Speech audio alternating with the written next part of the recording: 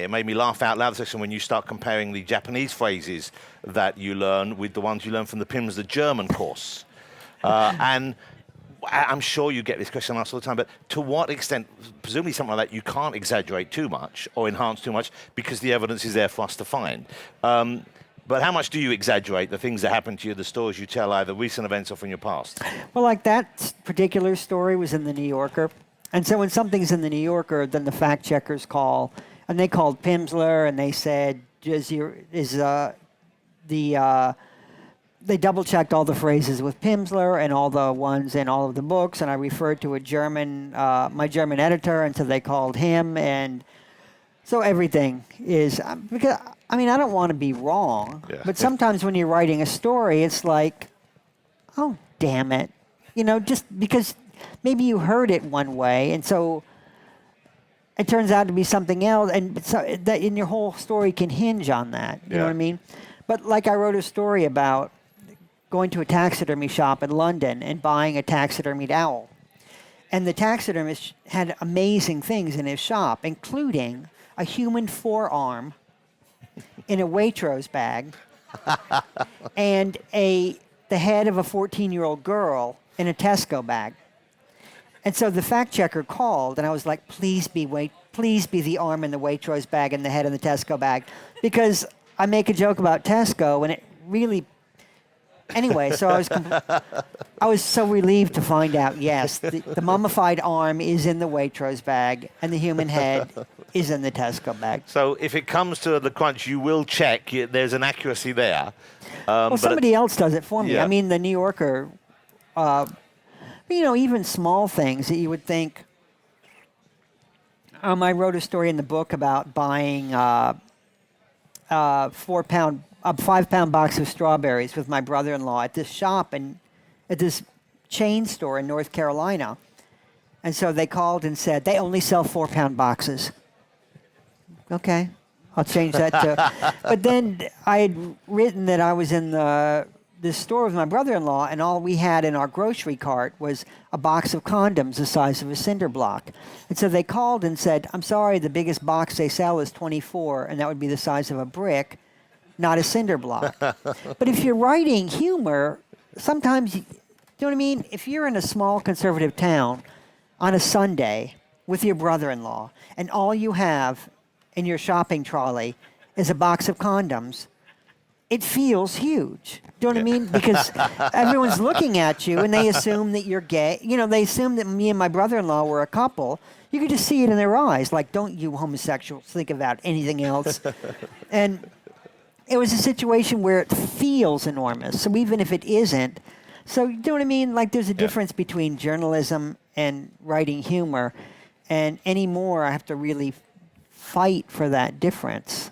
Whereas, I don't know, 20 years ago, 10 years ago, you didn't have to at all. So I don't know what happened. But the essence is always true, I guess, is the point. There's a section here which I'd like you to read as well. There's a very funny, which is about something you're doing now, kind of. It's about book tours, about you going on book tours and your requirements and the way you are with the audience. But I'm asking this because what I particularly enjoy about your work, I think, obviously it always makes me laugh. Sometimes it touches me very much as well. But the use of language is very precise, very skillful, very beautiful. And I wonder how much you rewrite. So before I ask you about that, would you read this section there? Because there's a phrase in this which I just adore. Perhaps those 2 paragraphs, would that be okay? Do we need to contextualize this, or do you think this is on a book tour? And these are conversations that David finds himself making with people queuing up and often asking them things they wouldn't expect to be asked. For hours each night, I would talk to people, asking pretty much whatever I wanted. The trick, of course, is to match the right person with the right question. Take this young woman I met in Boston a few years back. I'd been signing for almost 6 hours. When she finally stepped up to the table, my mind went blank. When did you last touch a monkey? I asked. I expected never, or it's been years. But instead, she took a step back, saying, "Oh, can you smell it on me?" The young woman's name was Jennifer, and it turned out she worked for Helping Hands, an organization that trains monkeys to toil as slaves for paralyzed people. At her invitation, I visited the facility outside Boston and spent a pleasant hour spent a pleasant afternoon having my pockets picked by some of her clever students. Okay. You know, that was just a question of asking the right person the right question. I mean, it was, and that's only happened to me a couple of times. But I mean, I could not have asked. That was the last thing I expected. But I went to her organization. I did a fundraiser for them, and they said, anytime you want a monkey, you just say the word. So I was on a book tour, and I said, I'd like that monkey now. And so they brought the monkey to the bookstore, and you know this. You don't ever want to share a stage with a monkey. Ideally and so not. while I was reading, the monkey started taking books off the bookshelf, and one of the things she learns to do for paralyzed people is turn the pages. And so she got next to me, and she turned the pages in this book. And so, of course, everyone's just looking at the monkey and how adorable the monkey was. But she was just enchanting. And they said, and for this latest book, owls. Yeah. I had owls at some of my events, and they're not as clever as monkeys, but still, it's something good to look at. Well, you only have yourself to blame, not having learned from your monkey experience. But the phrase I particularly like, I like the use of the words trains monkeys to toil as slaves for paralyzed people. You could have used many other words there. How much do you rewrite? How much time do you spend going back and chipping away at the words and finding the words that are the right ones? Or how easily does it come to you in the first draft? Oh, well, that was, toil, I think. I think I'd used the word work as slaves, and I changed it to toil because I had work in the sentence before it. But I think at around that time that had happened, I was going on TV. I think it was Letterman, right? And so there's a pre-interview. And so I told that story, and they said, you can't say the word slave on TV. And I thought, well, they're not getting paid. Do you know what I mean? So, they were taken from their mothers as babies against their will and trained to make toast and stuff. I don't know what else he would call that except a slave. It's not a relationship. Yeah. And I could not think of another word for it on TV. So I said, fine, I won't tell that story on TV. And so I thought about it for the book, but I just could not find another, I don't know, that was a word to use. I write things like 18 times,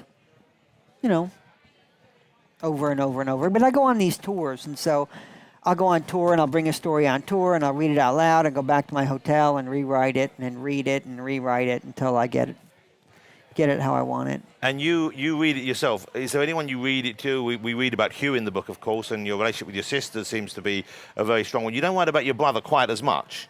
Maybe he just isn't as funny. I don't know. But do you read it to your sisters? Do you read it to Hugh? Do you seek approval for others, or do you not require that?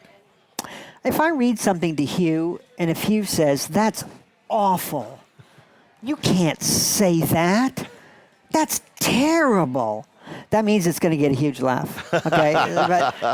but I try not to burden him with it. Yeah.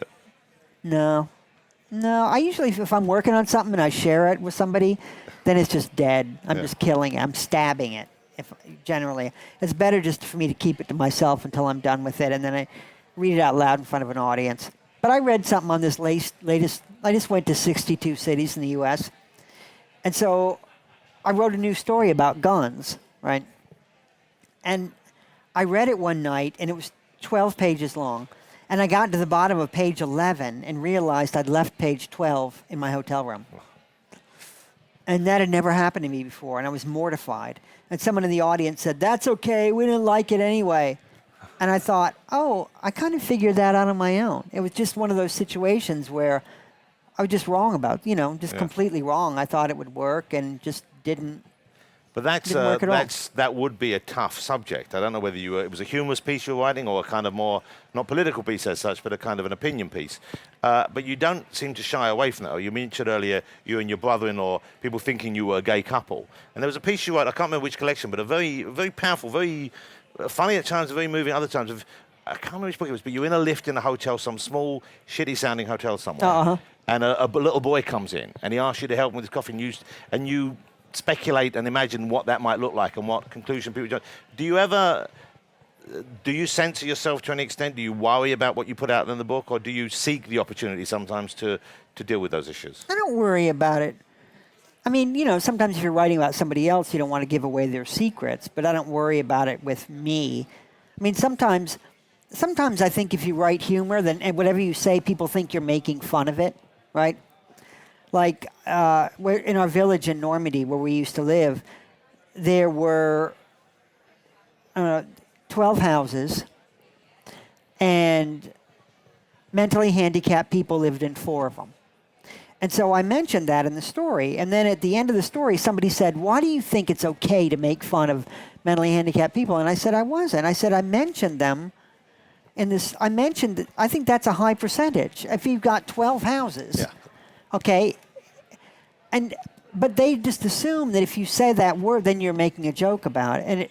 And I wasn't in that situation. Yeah. So sometimes it's just a struggle to make yourself to be clear. But then sometimes it's the same thing. Like my family, people in my family, we never say, I love you. We never say that. Do you know what I mean? We love each other, but we don't say it.